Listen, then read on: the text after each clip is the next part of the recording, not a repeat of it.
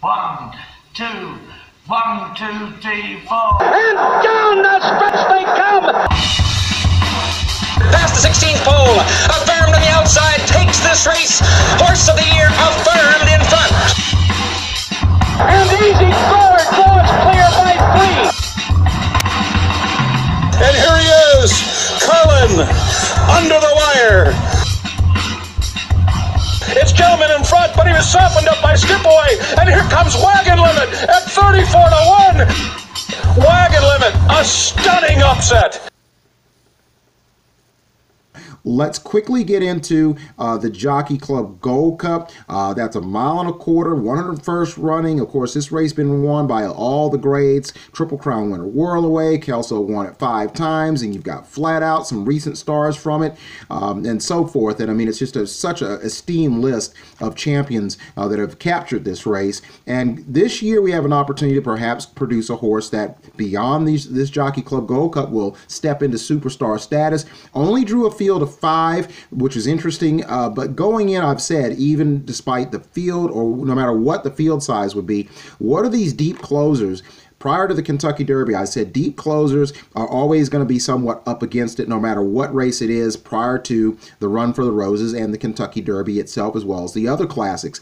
Now we've gotten past all that, including the Midsummer Derby, and I've always said, as Code of Honor decided to step into the spotlight, is as a closer, sort of a one-run horse, what's he going to do in terms of improving his tactics? Is he going to just be a one-trick pony that makes the one run, or is he going to be able to improve upon being more forwardly placed? I believe that in this race, what's interesting is people have probably given up on Tacitus. He's had sort of a case of second place syndrome, or what people call seconditis.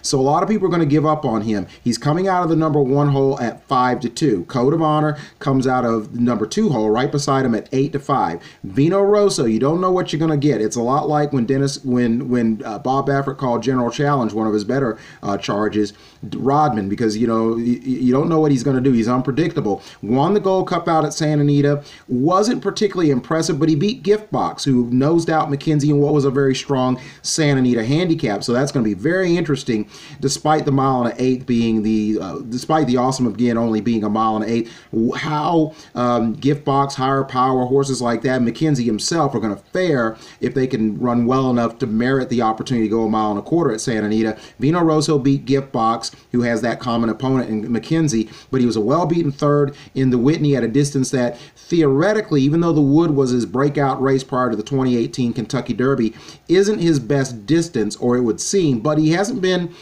incredibly brilliant at a 1 1/4. So at 7-2 coming out of post 3, a lot of people are going to be interested to see, is he going to put it together and run like a 4-year-old sired by Curlin is supposed to run? So he's coming out of there at 7-2. He'll get some play. People are going to use him. Some people are just going to dismiss him. It's only a 5-horse field. You've only got 5 wagering options, and the number 4 option, of course, is Preservationist. Won the Woodward at Saratoga. He got really chewed up and roasted and spit out in the Whitney. He probably went a little bit too fast. They decided to wrangle him back where there was a little bit more pace in the Woodward, where he had a target to shoot at, was able to split horses and win that race. But he won the Suburban Handicap at Belmont Park, the host of this Jockey Club Gold Cup, at a 1 1/4, using front-running tactics, where he went after Catholic Boy, sat behind him. But in a sense, he also kind of used a sort of the target effect, shooting at a target effect in that race, and was able to prevail in a very sharp, snappy, sub-2-minute time. So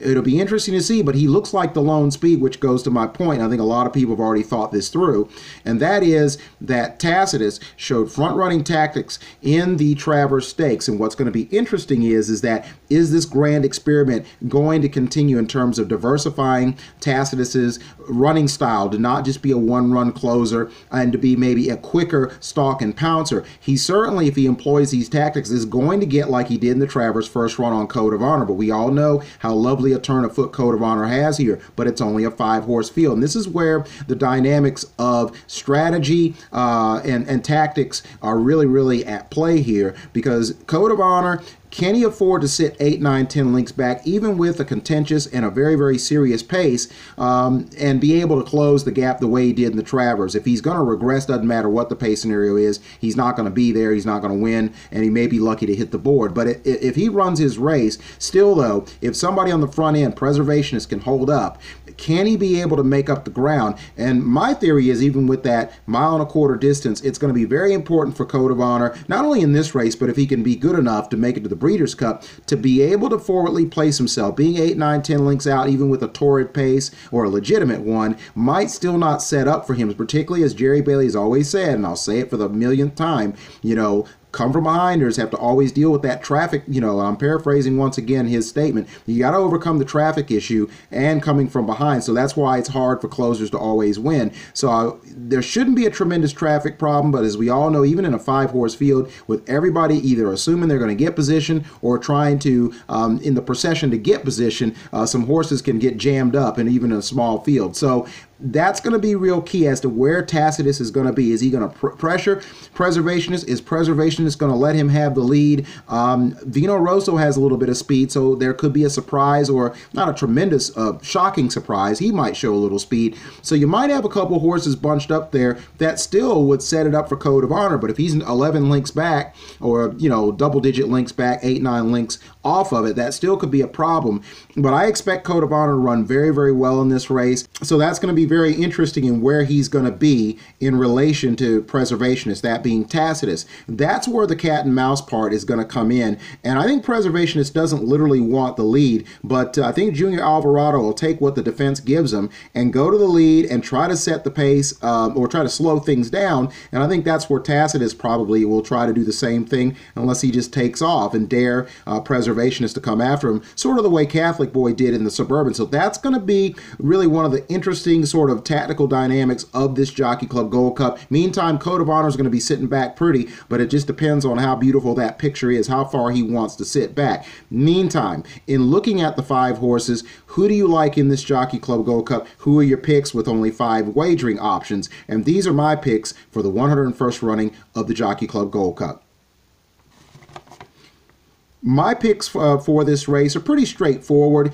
My upset special is Vino Rosso. You don't know what you're getting with him. I have the 3, the 2, the 4, and the 1. That would be Vino Rosso, Code of Honor, Preservationist, and then Tacitus finishing 4th. The 3, the 2, the 4, the 1, Vino Rosso, your upset special. Then my second scenario that I think is a little more likely, I just get this feeling. A lot of people have given up on Tacitus. You know, all year long I've said after the Wood Memorial, I thought that was a little bit of a slow race, had a little more regard for tax.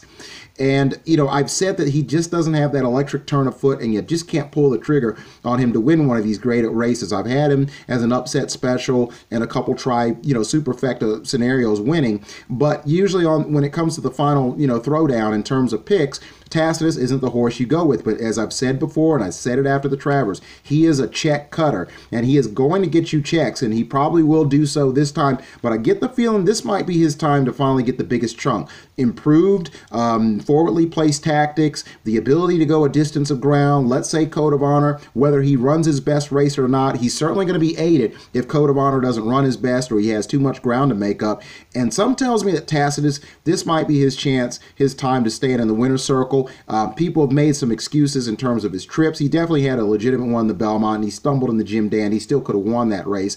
But he's my pick, in my second scenario pick. The 1, the 4, the 2, and the 3. That would be Tacitus, Preservationist, Code of Honor, and Vino Rosso. The 1, the 4, the 2, the 3, Tacitus winning the Jockey Club Gold Cup. And then my final pick, I'm still, going to stick with Code of Honor. I think he's the best 3-year-old. I think he's going to be able, if he could do it at a mile in the Dwyer. Again, he's running against better horses here, and even with the added ground, he's got to be careful. But I just get the feeling Sugar McGay, he's got this horse ready to kick in. I said before the Travers, I thought he was good enough, even with only a mile race since the Kentucky Derby, that being the Dwyer at Belmont Park, the host of the Jockey Club Gold Cup. It would be enough to elevate him where no question he would run top 3 if he didn't win it, and it would set him up for this race. He's won the Travers Stakes. I think he's coming into it primed to run another big race, and then we'll see if he does after that, if he can do it again in the Breeders' Cup. But he's my final pick. Code of Honor, the number 2, the number 4, Preservationist, the number 1, Tacitus, and the number 3, Vino Rosso. The 2, 2, the 4, the 1, the 3. That's my final pick for the 101st edition of the $750,000 mile-and-a-quarter Jockey Club Gold Cup